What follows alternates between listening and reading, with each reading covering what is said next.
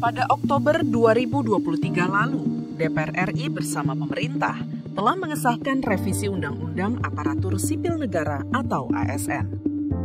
Berselang sebulan setelah disahkan pada rapat paripurna DPR RI, Presiden Joko Widodo menandatangani dan menetapkan Undang-Undang ASN dengan nomor 20 tahun 2023. Salah satu isu krusial dalam Undang-Undang ASN yang baru adalah penataan tenaga honorer yang resmi atau non-ASN yang jumlahnya sekitar 2,3 juta orang dan mayoritas berada di instansi daerah. Penataan tenaga honorer wajib diselesaikan paling lama pada Desember 2024. Berdasarkan itu, anggota Komisi 2 DPR RI mendesak Kementerian Pan-RB mengambil langkah cepat dan tepat untuk menyelesaikan rancangan peraturan pemerintah terkait manajemen ASN sebagai aturan turunan Undang-Undang ASN. Kementerian Pan-RB dan BKN harus menindaklanjuti kesepakatan dengan Komisi 2 DPR RI untuk memberikan kemudahan yang berpihak pada tenaga honorer diangkat menjadi P3K.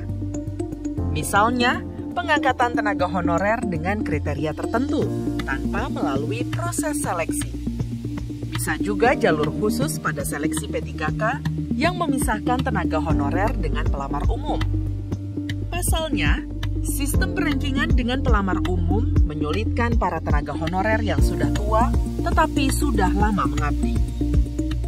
Usia kritis, misalnya di atas 55 tahun gitu ya, udah itu prioritaskan aja. Konversi langsung jadi P3K. Nggak usah ikut seleksi, tuh dia pengabdiannya sudah teruji, gitu kan. Bidangnya juga sudah dikuasai, ngapain harus ikut seleksi?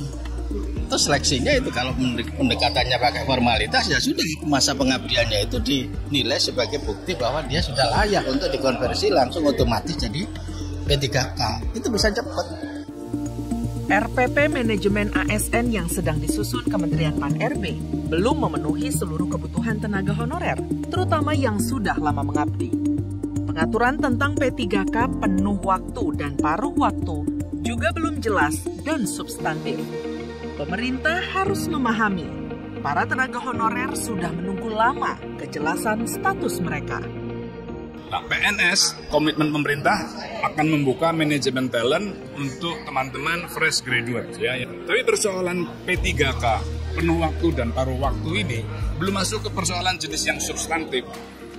Hanya terminologi penuh waktu berarti bekerja penuh waktu sesuai dengan undang-undang pemerintah gitu ya, peraturan pemerintah yang berlaku. Terus kemudian yang paruh waktu itu mereka bekerja dengan tentang waktu yang tidak sama dengan penuh waktu. Belum menjawab persoalan. Persoalan dalam pengangkatan tenaga honorer menjadi P3K banyak terjadi di daerah. Perekrutan P3K dari tenaga honorer sebaiknya dikelola sepenuhnya oleh pemerintah pusat untuk mencegah potensi kecurangan sekaligus memberikan kepastian bagi para honorer yang lulus seleksi P3K. Contohnya seperti yang terjadi pada 12.000 lebih guru honorer yang sudah lulus passing grade atau P1, namun belum mendapatkan formasi sampai saat ini.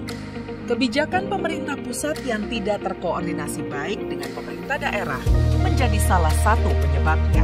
Di sisi lain, sistem pendataan dan sistem rekrutan juga ikut menyebabkan pengangkatan tenaga honorer menjadi P3K bahkan setelah lulus seleksi bermasalah. Formasi yang belum tuntas, kenapa? Karena masing-masing daerah tidak mengajukan formasi sesuai dengan kebutuhan. Jadi misalnya kebutuhan ada 100, tapi kemudian mereka hanya mengajukan 35.